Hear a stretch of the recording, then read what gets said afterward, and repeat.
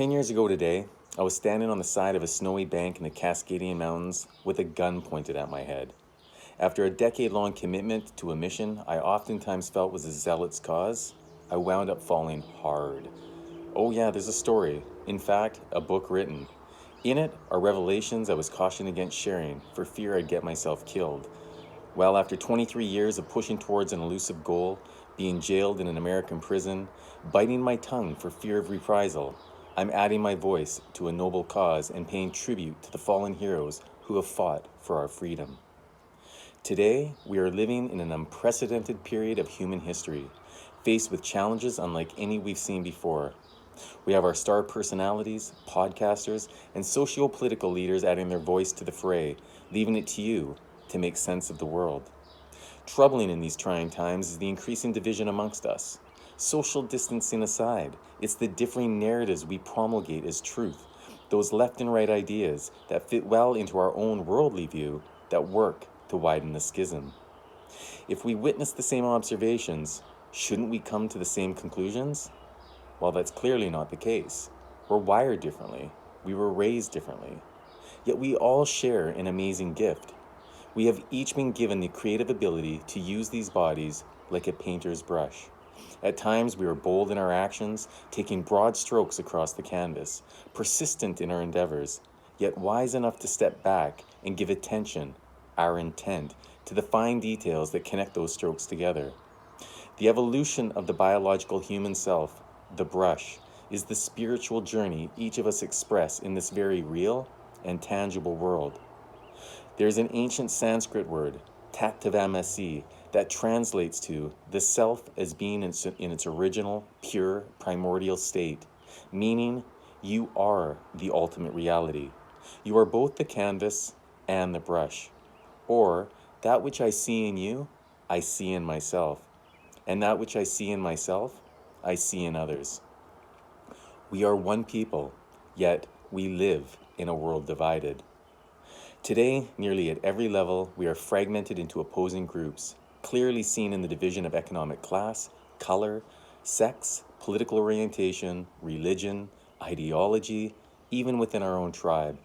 There are millions of people wrapped in chaos, while there are those who are playing the game, seizing opportunity and supporting a storyline created by those who walk with the gods. Lord Byron famously said, "Out of chaos, God made a world, and out of high passions comes a people." The question is, do we have the high passion to substantially affect the new world paradigm that is at our doorstep? I believe we do. Is it going to be easy? No, it never is. But as Martin Luther King said, now is the time to make justice a reality for all of God's children. Whenever ego is swung too far to one side, there has always been a pulling back from the natural order of the universe, sending messengers to remind us of our potential as human beings. I've carried the voices of Dr. King, the Kennedys, Dag Hammarskjöld, and hundreds of others who've helped pave the way forward, believing the differences that divide us would, in our lifetime, be overcome. Dr. King said, "A man dies when he refuses to take a stand for that which is true." Well, who decides what is true? Any person or group who assumes the authority to dictate truth should be competent and have the skill to piece things together in a coherent, logical manner. To know how things of complexity work requires a multifaceted base of knowledge.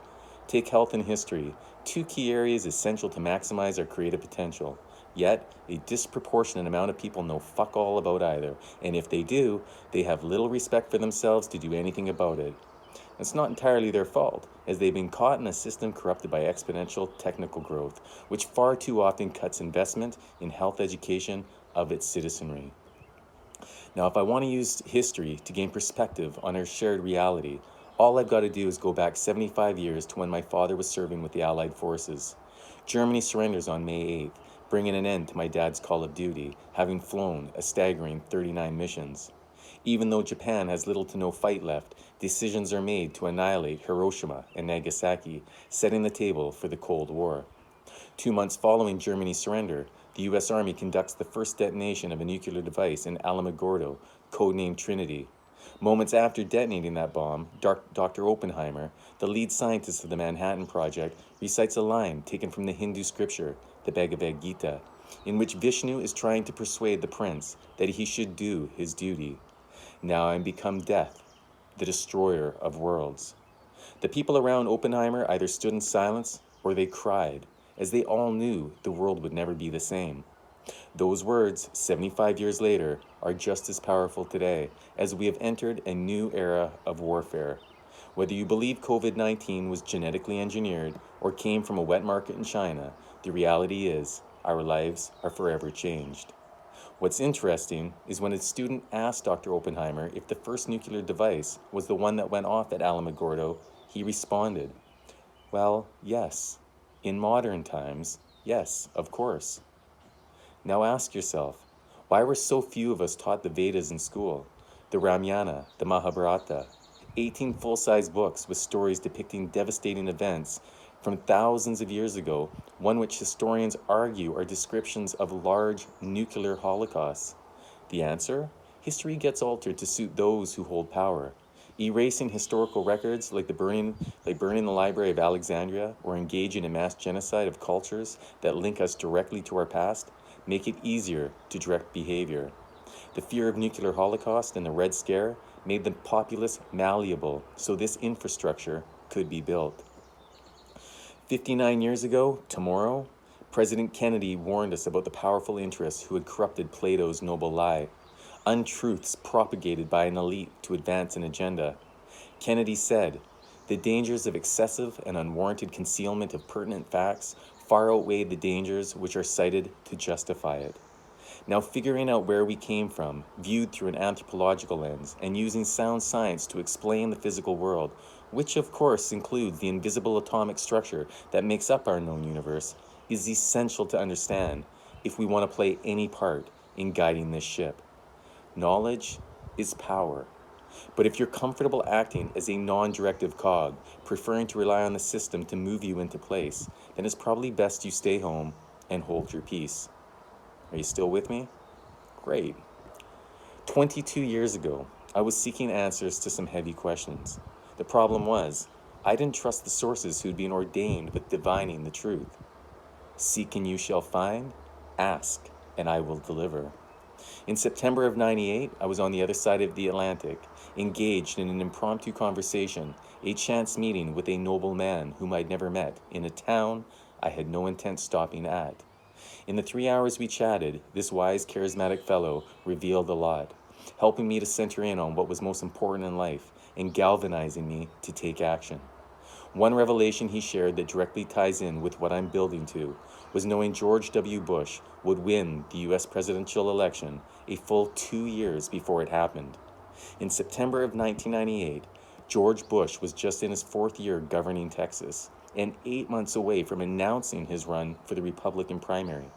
Now, I knew he had powerful connections, but no one I knew would have predicted him beating Al Gore, let alone beating out the other Republican candidates. So you can imagine how closely I paid attention to the run-up to the 2000 election. On the one hand, for a lot of reasons, I wanted Gore to win. But on the other, if Bush won, it would mean all the things I was told that September evening in the Highlands of Scotland were most likely true. And as you know, 20 years ago, the most powerful position in the world was stolen. 10 months later, the world was rocked by 9/11. Do you remember how you felt when those planes crashed into the Twin Towers? Now, I wasn't surprised, but I was most definitely angry. Angered by the amount of pain I felt for my brothers and sisters who continually have their lives sacrificed for a nefarious agenda I didn't support. I wanted to scream to the world what it was I saw, but after listening to sound counsel, knowing I had my wife and 3 young children to consider, I decided to hold back and laid out a plan to build a foundation that would allow me to effectively contribute to the revolution while giving my children the years necessary to grow strong. For the last couple of years, I've been pushing to finish what I started pre-9/11. I finalized my plan to travel the world, backpacking 100 countries in 2 years. I had linked with groups and organizations who were dedicated to building a brighter future for the children of this planet. The project was to film the work these leaders had been doing and share it with the rest of the world, while secretly promoting a worldwide grassroots movement called Revolution 22. During the first leg of this trip, mid-October of 2019, I was in Jamaica, conducting an interview with a community leader. We were discussing issues that his country was facing and what could be done to alleviate some of the stress. It was then I began experiencing a tightening in my chest. My breath was shallow. I couldn't figure out what was wrong. And of course, the analytical left side of my brain didn't care to entertain the idea that I was more plugged into the collective than I was willing to admit. That my body and mind had been ramping up, running full tilt on adrenaline the last 20 years, feeling the environmental strains, the economic disasters, and human suffering from head to toe, and was acutely aware that time was running out. I left the Caribbean with a heavy heart in late November and made my way through the Yucatan. It took a night of drinking mezcal and philosophizing in Merida to make me realize I needed to return home to reset. And once home, eerily reminiscent of my experience 10 years ago, I once again found myself with another loaded gun pointed at my head. But this time, I had the rest of the world to keep me company, as COVID-19 had multiple targets.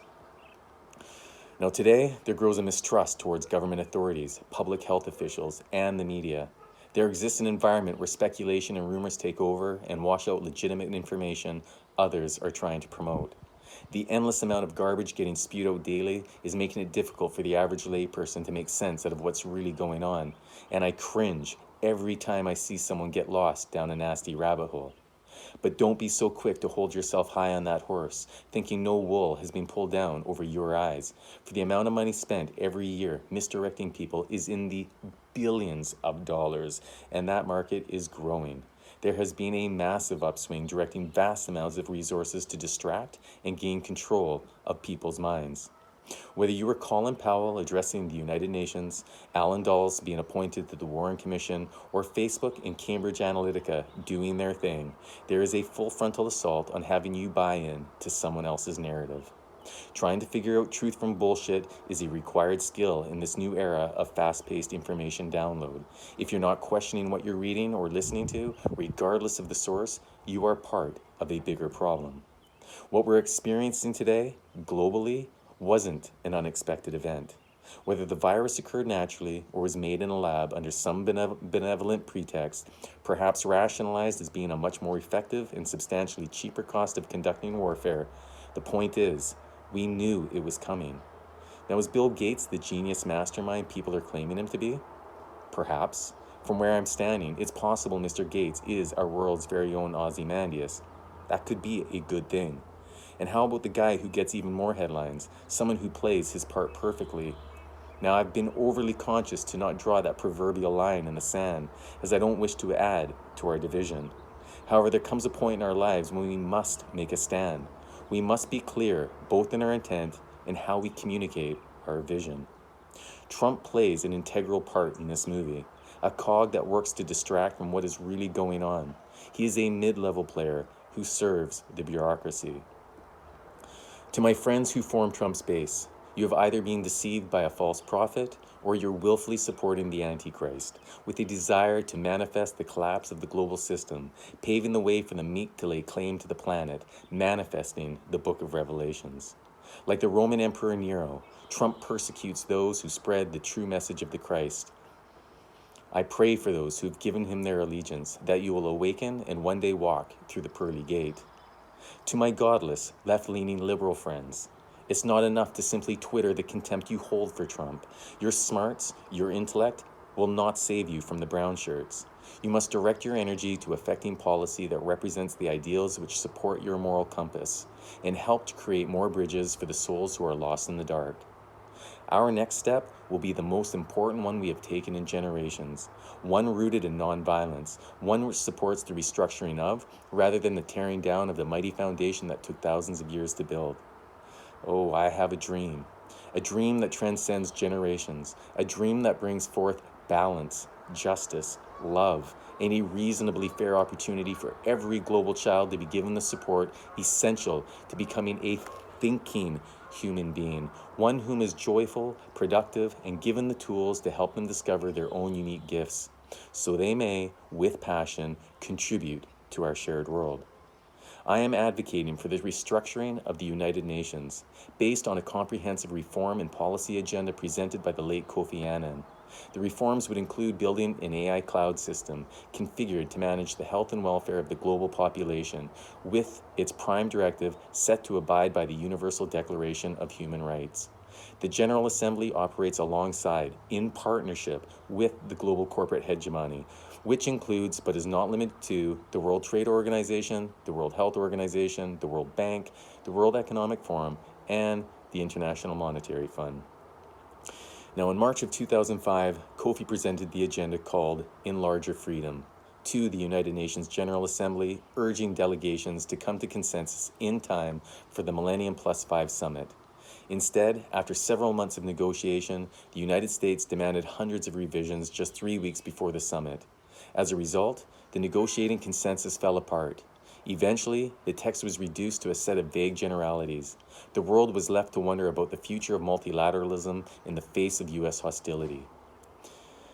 People want to add value to the system that governs them. They need to feel they play a meaningful part in directing that governing system. We need a platform which connects and encourages people to constructively engage with the rest of the world. Greater participation with a willingness to give back would breathe life into a tumultuous, chaotic world felt by many. Listen, I realize a lot of you believe the United Nations is just a tool for the cabal. It is not true. The cabal has been working for decades to break this amazing organization that Franklin Delano Roosevelt gave a part of his soul for. Now, I admit, the United Nations is far from being perfect, but there is no other organization that can effectively represent, defend, and support the Universal Declaration of Human Rights. Dag Hammarskjöld, the Secretary General to the United Nations, the man John Kennedy called the greatest statesman of our century, was quoted as saying, "The United Nations wasn't created to take mankind into paradise, but rather to save humanity from hell." Dag was assassinated by the cabal 2 years before they got Kennedy. Today, throughout the world, we live under a technocratic authoritarian regime, one that can be ruthlessly efficient and brutally restrictive, but also one that can focus human energy towards accomplishing great feats of ingenuity. We must hold ourselves accountable and make sure our species avoids divergence. A machine world without the beautiful qualities that make us human is cold and lacks character. So where do we go from here? First of all, we can self-educate and conduct more research, venture outside of our comfort zone, and not allow the bullshit conspiracy theories to wash away the trail that is littered with facts. Look for the things that connect, and remember, coincidence is the word we use when we can't see the levers and pulleys. Second, we can be kind and understanding to those who share a differing point of view, regardless of their ideology. Work to find common ground as we're all in this together.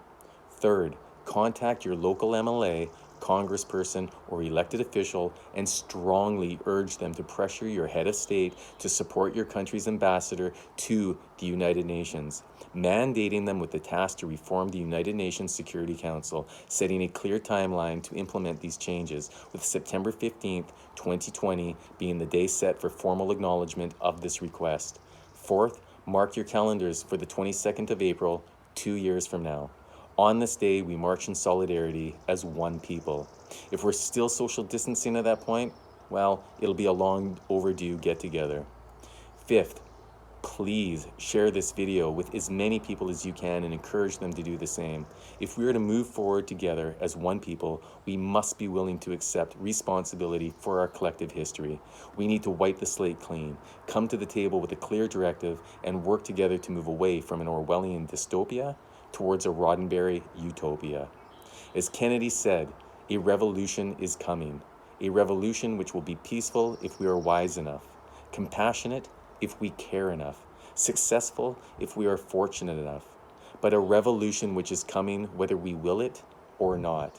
We can affect its character, we cannot alter its inevitability. No more half measures, no more waiting. Now is the time for deliverance. Peace.